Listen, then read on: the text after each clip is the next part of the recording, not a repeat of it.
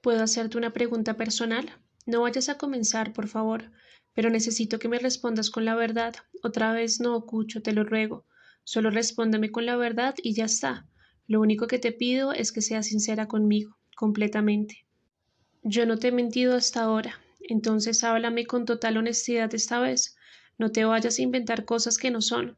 Jesús guardó silencio por unos segundos y luego preguntó con una cierta solemnidad: ¿Quieres terminar esta relación? No seas bobo. Creo que estás cansada y que quieres separarte de mí. Yo sabía que ibas a repetir lo mismo. No has respondido. No tengo por qué. Sí, sí tienes por qué. Yo merezco respeto. Por primera vez, la actitud de Jesús fue agresiva y golpeó con el puño cerrado la tabla sobre la cual estaba cortando una cebolla. No me trates como si fuera un imbécil. ¿Tú crees que yo no me doy cuenta de nada? Dime ya de una vez quién es el otro tipo y acabamos con esta serie de mentiras. Eres tú el que va a terminar con esto si sigues celándome y tratándome como si fuera una puta, dijo ella sin levantar la voz, sin perder la calma. Menos mal, lo dijiste tú, no yo. ¿Qué estás insinuando? Lo insinuaste tú. ¿Me estás diciendo que soy una puta? La frase fue tuya, no mía. Vete de mi casa, Jesús. No quiero volver a verte. El tono siguió siendo el mismo, reposado, controlado. ¿Me estás echando? Sí, vete, no quiero que vuelvas. ¿Estás hablando en serio? Ya me oíste, vete, no me vuelvas a llamar ni te aparezcas por aquí. Negra, coge tu ropa y tus cosas y vete, por favor. No quiero tener que repetirlo, pero es que o te vas tú o me voy yo.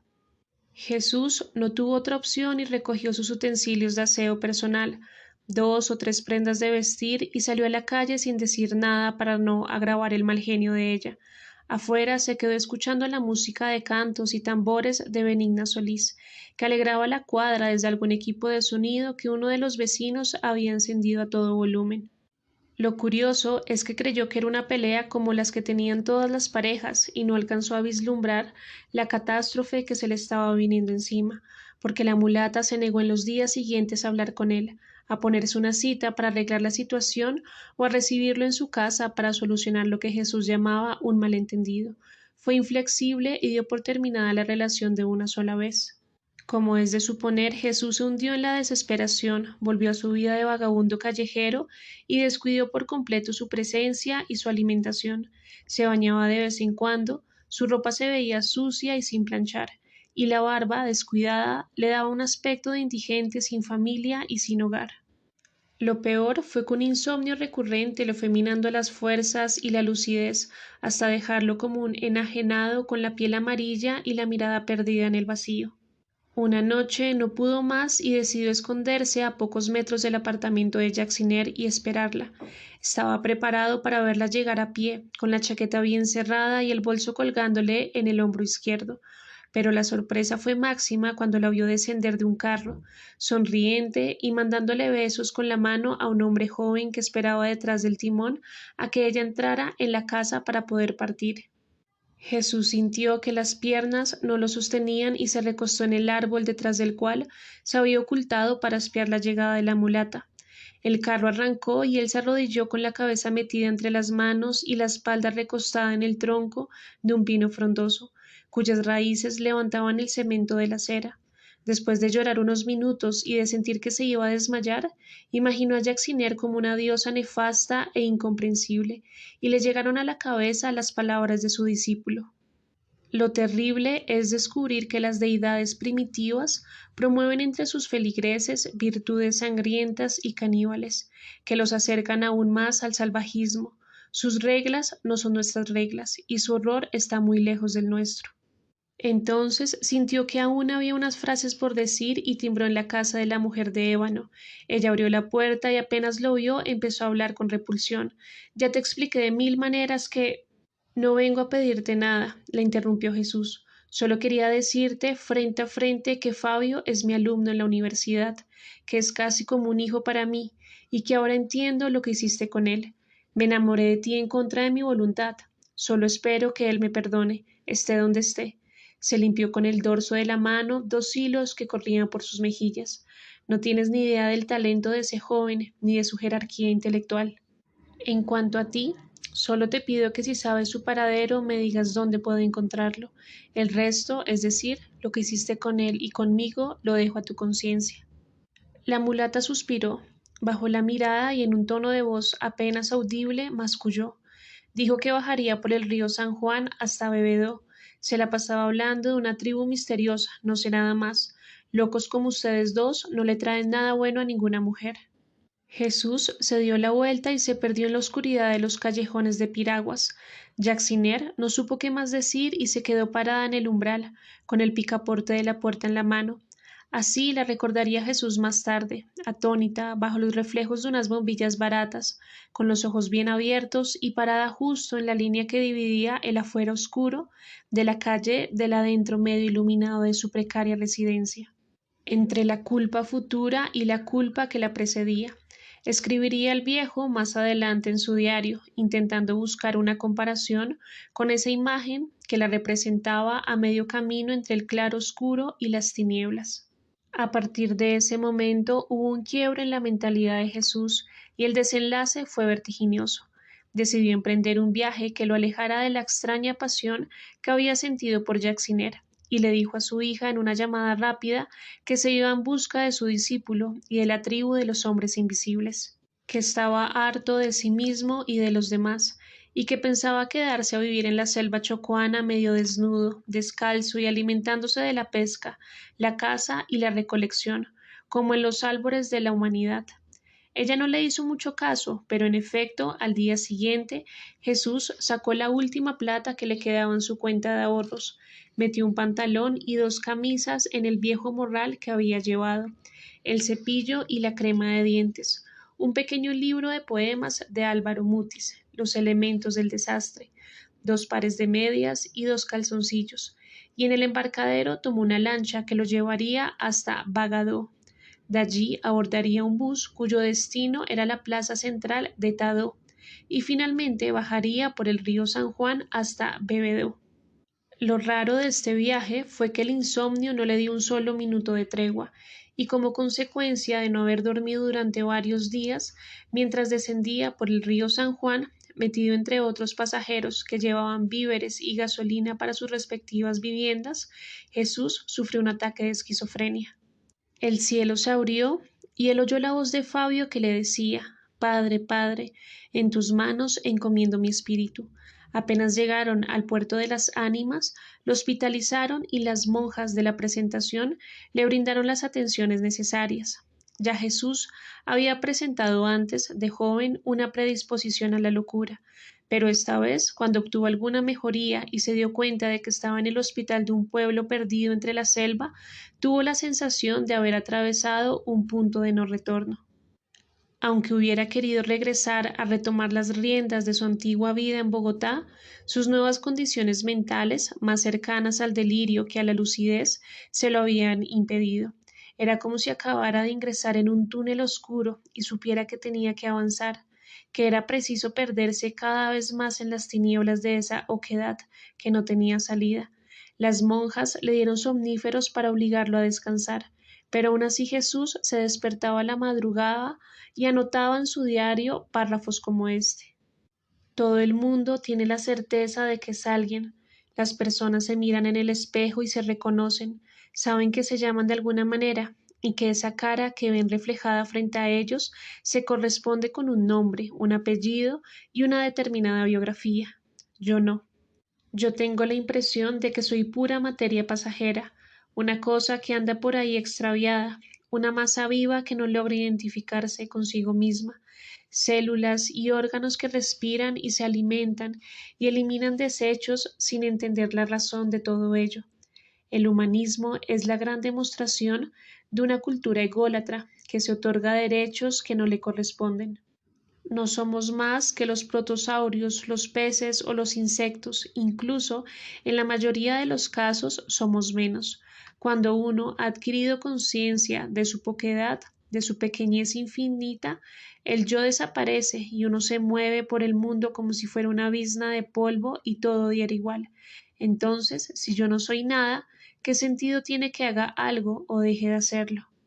Ese era el estado mental en el que permanentemente vivía Jesús en el Hospital de las Ánimas. No quiso decir quién era, no habló de su reciente pasado con la mulata en Quibdó, ni de la búsqueda de su estudiante desaparecido, ni de esos indígenas que debían estar en algún rincón de la selva masticando cáscaras de frutos salvajes. Nada, se metió en sí mismo y se dedicó a caminar por los pasillos del hospital con absoluta tranquilidad, como si en lugar de ser un enfermo mental grave fuera más bien un turista adinerado recorriendo las instalaciones de un hotel de 5 estrellas, hasta que el aburrimiento lo exasperó y decidió fugarse y continuar su camino hacia Bebedó. Una noche se robó de la alacena del hospital una bolsa de pan, un queso pequeño y unas latas de frijoles. Saltó por la ventana, atravesó los jardines que las monjas cuidaban con tanto esmero y alcanzó la carretera principal que conducía al embarcadero. El movimiento nocturno a lo largo del río no era tan activo como en el día, pero sin embargo consiguió cupo en una lancha que estaba a punto de salir para Bebedó, con una carga de plátano y varios galones de gasolina. Bajó por el río disfrutando de la frescura de la noche, de las luces intermitentes que ocasionalmente aparecían cerca de las orillas y de un cielo estrellado cuya magnificencia contrastaba con la penumbra cerrada de la selva. La gente con la que se iba tropezando en el camino intentaba entablar con él alguna conversación, pero Jesús cortaba todo intento de acercamiento con monosílabos secos y miradas huidizas que no permitían ningún diálogo fluido. Solo quería perderse cada vez más en esa oscuridad majestuosa que por momentos le recordaba la piel de Jacksiner, esos músculos eclipsados y tensos, como si el cuerpo de la mulata se hubiera convertido ahora en la opacidad de una naturaleza agreste, por la que él navegaba con la conciencia de que ya jamás podría echar hacia atrás. Unas horas más tarde desembarcó en Bebedó y buscó una caseta donde le vendieran una taza de café. Amanecía y los campesinos de los alrededores llegaban con sus bultos de yuca o de plátano, buscando una canoa o una chalupa para transportar sus cargamentos a pueblos vecinos donde podían venderlos a mejores precios. Jesús sacó un pedazo de pan y otro de queso y desayunó con un café oscuro endulzado con panela. Luego caminó por una calle central donde los charcos y los lodazales evidenciaban lloviznas recientes, y les preguntó a unos muchachos que iban para la escuela si había algún hotel en el pueblo. La casa de Antonia, ahí derecho al final de la calle y a la izquierda, dijo uno de ellos con una sonrisa.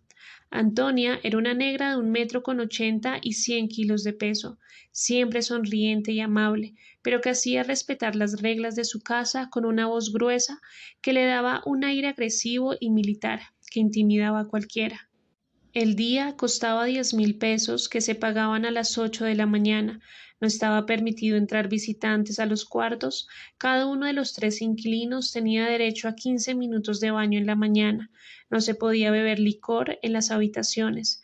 De domingo a jueves la puerta se cerraba a las 10 de la noche y los viernes y los sábados a las 2 de la madrugada. Al que no le gustaran esas reglas, bien podía irse para otra parte. Jesús no tuvo ningún inconveniente con ella. El dinero que aún le quedaba y que nadie le tocó mientras permaneció hospitalizado en las Ánimas le alcanzaba todavía para un par de semanas más.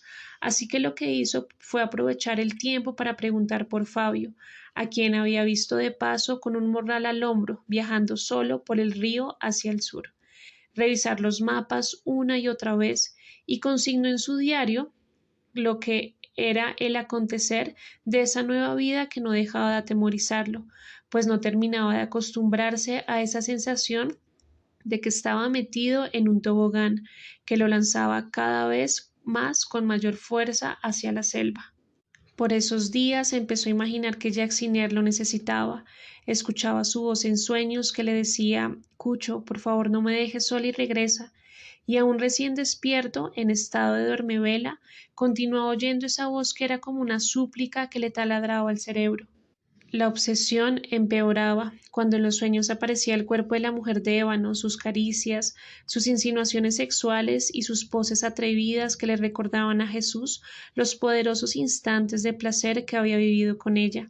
y entonces, con el corazón a punto de salirse del pecho, con la frente y las sienes bañadas en sudor, gimiendo como un animal herido y con las manos en el estómago, aguantaba en posición fetal esos ataques de ansiedad física, esos deseos inconmensurables de tenerla cerca, de tocarla, de verla a los ojos, de oír su voz, y como un drogadicto que se somete a una terapia de encierro para superar su adicción, se quedaba así en un rincón de la cama hasta que la fatiga lo doblegaba y finalmente podía volver a dormir.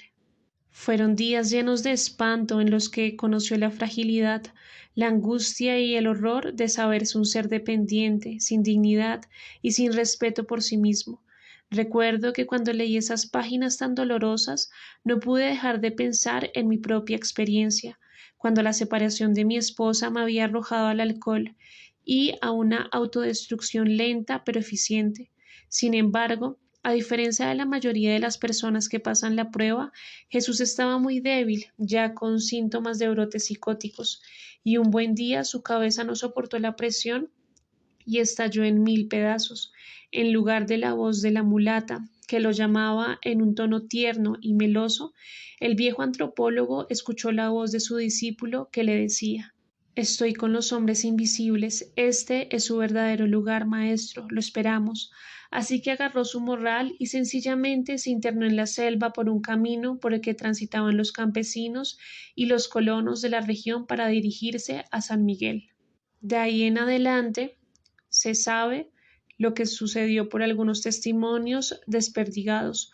Parece que vagabundeó de finca en finca hasta meterse en unos manglares en los que sobrevivió gracias a las latas de frijoles que había cargado en su mochila desde las ánimas, que durmió a la intemperie sobre troncos de árboles y que cuando lo recogieron unos pescadores estaba con el cuerpo invadido de picaduras de insectos, con los ojos inflamados, con los pómulos rojos e hinchados, y que babeaba y no podía hablar con claridad.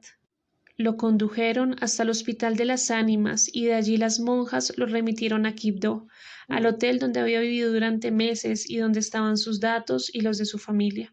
En las últimas páginas de su narración confiesa que el resto lo supo por terceros. El dueño del hotel llamó a Bogotá y Cristina tuvo que ir por él. Lo internaron en la clínica Montserrat con un diagnóstico confuso: esquizofrenia, brotes psicóticos, estados maníacos. Los sedantes y los antipsicóticos le regresaron las horas de sueño y le obligaron a descansar, pero le atrofiaron definitivamente otras zonas de su cerebro que estaban intactas. Los párrafos finales son la confesión desgarradora de un paciente psiquiátrico que ve a los doctores experimentando con él y destrozándole los pedazos de una identidad descompuesta por el sufrimiento y la soledad. Recuerdo que se despedía diciendo: No puedo escribir más, no sé quién soy, no sé si todo esto lo he vivido o lo he imaginado. Mi cabeza es un cúmulo de recuerdos rotos. No tengo certezas acerca de mi pasado. El presente me parece una ilusión que no termina de convencerme, y el futuro estoy seguro de que me ha sido negado. Soy un hombre haciendo equilibrio en el vacío, sin nada que lo sustente, y tengo la impresión de que aquí en adelante me esperan las bromas amargas de un Dios ebrio e irresponsable. Capítulo quinto. ¿Hacia dónde me conduces? La historia de Jesús me impactó en un primer momento, me entristeció y me dejó con una impresión de amargura general. Esa confesión final desde la clínica psiquiátrica me recordaba, por supuesto, los múltiples tratamientos de mi madre y el ambiente deprimente que se respiraba durante las visitas a los pacientes.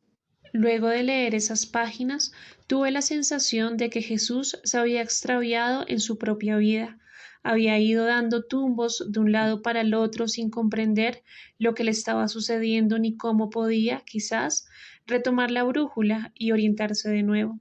Además, su comportamiento había sido muy extravagante.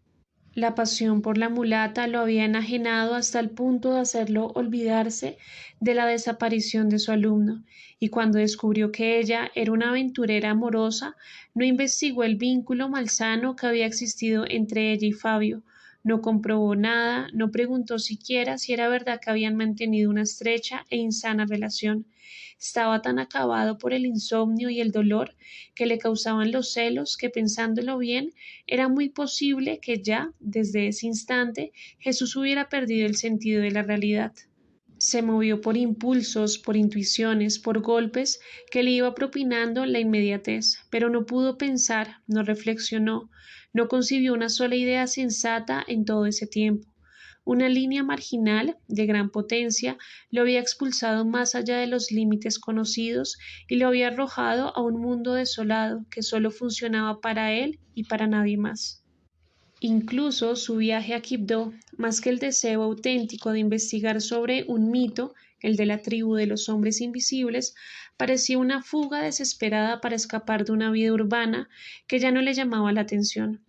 Aun así me seguía sintiendo atraído por su figura de enfermo mental incurable y por su pasado de hombre fracasado y sin redención alguna. No sé si esta atracción se debía a que yo mismo me sentía como un personaje que no había hecho nada significativo en la vida, pero creo que no, creo que se trataba de algo más profundo. Los hombres de éxito despiden un aire de importancia que siempre me ha parecido repulsivo, trivial, falso. En su gran mayoría son personas débiles y sumisas que nunca han tenido el coraje para rebelarse, para decir no, para elegir un camino independiente que no haya sido trazado por el sistema. Son existencias planas, chatas, rectilíneas. En cambio, el perdedor es por lo general un individuo complejo, rebelde, sinuoso, que ha decidido alejarse del rebaño, y las demás ovejas no le perdonan esa actitud y tarde o temprano terminan atacándolo y haciéndole pagar muy caro su deseo de mantenerse al margen. En el fracasado hay una alta dosis de poesía que en el triunfador se transforma en macedumbre y aburrimiento. Así que de una manera misteriosa que aún no sé cómo explicar, cuando terminé de leer el relato de Jesús, pasé de la amargura inicial a la admiración y al deseo de irme detrás de sus pasos absurdos y sin sentido. Así como lo oyen, suena descabellado, lo sé, casi inverosímil, pero a mi alrededor todo era desolación e infortunio.